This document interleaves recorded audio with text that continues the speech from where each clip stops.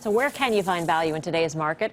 Who better to ask than the Dean of Valuation himself, Aswath Damodaran. He joins us from San Diego. Professor, thanks so much for being with us again. Thank you for having me. So let's start right off with where you're finding value. And you say go to the stocks that have exposure to China, which is they're the areas people are fleeing. Yeah. I think you have to make a choice. Do you want value or do you want safety? You can't have both in this market because you want safety. There is no safe place in this market. You can't buy high dividend yield stocks. You can't buy high cash flow stocks. They're not going to provide you the protection on price. So if you want value, you got to go where it's darkest. And it's darkest right now for companies that are most exposed to China. The Boeings, the Caterpillars, the Nvidias, the Apples. And I agree with everybody on there, which is the market is pricing in an extended trade war, which means if you're buying these stocks, you're not buying them for the near term, you're buying them for the long term. Now, how much of a strong stomach you have, but that's what I'd look at. When people talk about this market, and they like to say not just value, but safety, when you say high dividend stocks, do you mean the typical dividend payers, such as the consumer staples names, Procter & Gamble? I mean, yeah. Are those stocks value in your view, or no? Well, the value, as long as you're okay just collecting the dividend and not looking at the price, because don't expect price safety on these stocks. You might collect your dividends, but the price is going to be affected by what's happening in the overall market. It takes a very special personality to not think about the price. But if you have that, then maybe you can just collect the dividends, not check your brokerage account for a couple of years and come back in 2021. Hey, this is Brian Kelly. So I just want to follow up on that then. So you're thinking that we're in a multi-year bear market, come back in 2021? Well, if you're not necessarily a bear market, but a market where prices are not going to be protected. I mean, to the extent that this trade war continues and it continues to inflict damage, stock prices can go anywhere. And it doesn't matter how much of a dividend yield you have, what cash flow protection you have, I think prices are going to be impacted across the board. So if you're looking for safety in the sense of I'm going to collect my dividend, my stock is going to be pretty protected, I think you might be looking in the wrong place because this is a market that's going to be volatile. Because I think politics, as much as economics, is going to play a role for the next 18 months.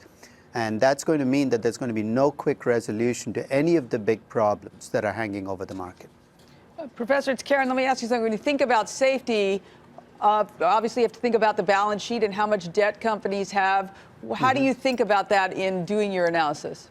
Well, I worry about companies like Tesla, which in a sense have used the good times to borrow money to the hilt, and if there is a downturn, they are going to feel the heat.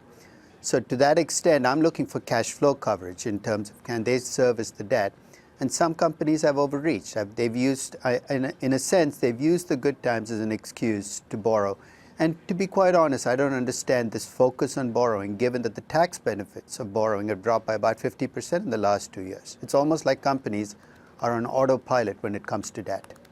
Professor, there's a lot of people that feel, and I'm not saying they're mistaken, but a lot of people feel that if the Fed does cut, that's somehow going to get the market back on solid footing. I take the other side, but where do you fall in the camp, Fed cut, market goes higher or lower? I think the Fed's a follower, not a leader in this game. I think the bond market is essentially setting the tune and saying, we think growth is going to be low. That's a message I'm getting from low bond yields. I think the Fed, at best, can follow along. It can't do much to change the course of what bond yields are doing. Professor, always a pleasure speaking with you. Thank you for your time. Thank you. Aswath Damodaran.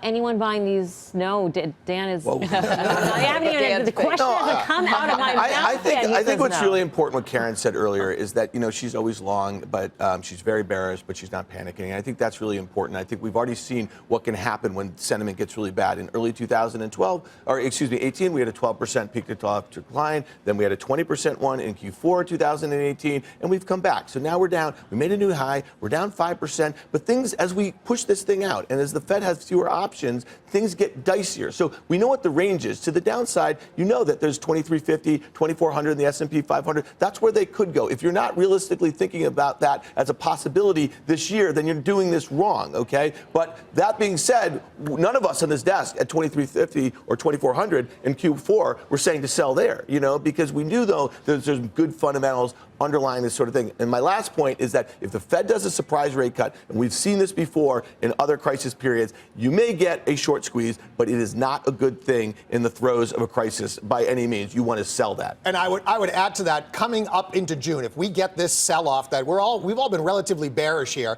Let's say we get a sell-off coming into the June Fed meeting. I'm not saying the Fed will cut then, but the market will start to price something like that. And that might be a tradable bottom. Maybe it's a short squeeze, maybe it's a tradable bottom, but this is in the very short term. Let's call it the next month or so.